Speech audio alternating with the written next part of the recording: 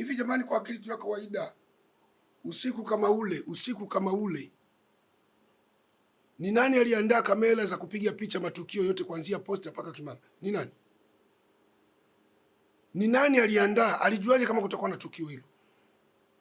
Ni wazi ni mikakati iliyokuwa imeandaliwa kwa utaratibu maalum na umakini. Na hili tukio walikuwa wamepanga lianzie Posta. Umeona bana? Bahati nzuri au bahati mbaya, kule Posta walishindwa. Kulikuwa na mashahidi wengi, kwa hiyo walishindwa kupenyeza usanii wao. Wakajaribu kufanya subira, wakamove, wakadvance, wakaja kuanzia Magomeni na maeneo ya kule mbele, ili ionekane kwamba serikali ya Dr. Samia Suluhu imeshindwa.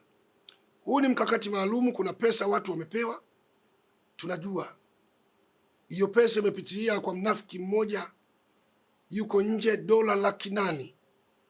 Na kuna watu hiyo pesa baada ya kuingia hapa ndani ya nchi, kuna watu wamejenga.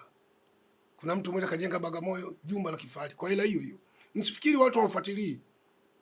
Wengine mmechukua milioni 100, wengine 200. Ni pesa ya maandalizi, pesa ya maandalizi kutaka kuwavuruga Watanzania kipindi hiki tunachoendea uchaguzi mkuu.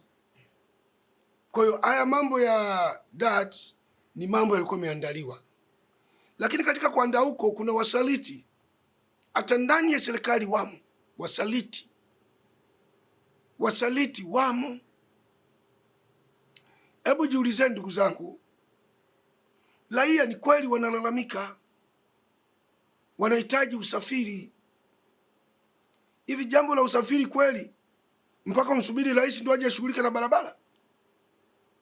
Usafiri wa raia unamsubiri rais? Wewe kazi yako nini pale? Umewekwa ili ufanye nini? Kwa nini mpaka usubiri hiyo mikakati yote ipangwe ya kuvuruga serikali au nchi?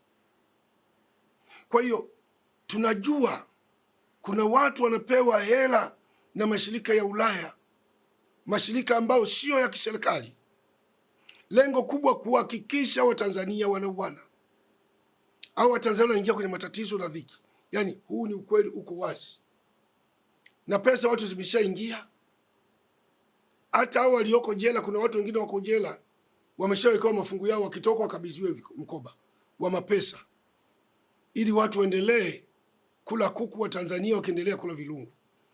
Kwa nataka nitoe nasaha kwa Tanzania, acheni kuvamia mambo msiyojua.